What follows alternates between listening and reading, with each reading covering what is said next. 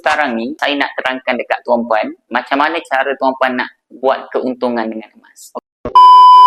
Kalau ikut guru saya tuan-puan, Encik Muhammad Zulkifli Syafiq ni, cara kita nak untung dengan emas ni sebenarnya kita kena buy low, sell high.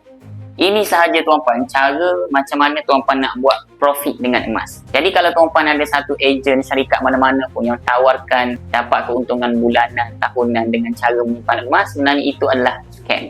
Sebab apa? Sebab cara nak untung dengan emas melalui kaedah simpanan dan pelaburan hanyalah buy low, sell high. Cuma sekarang ni tuan-puan kena tahu, buy low ni bila?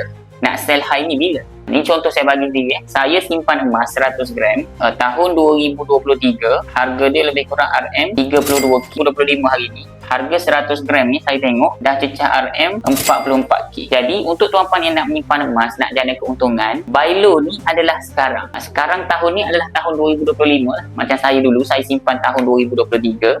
2023 ni harga dia lebih kurang 32K je. So hari ni baru harga jadi 44K.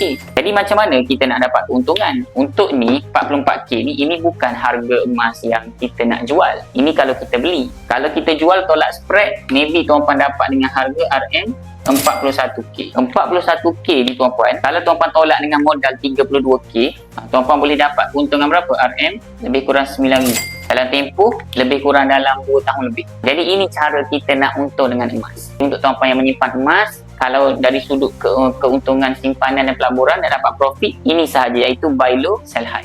Jadi dapat sesuatu tuan-puan, kalau tuan-puan nak menabung emas di bawah bimbingan saya, boleh tekan back biru dekat bawah.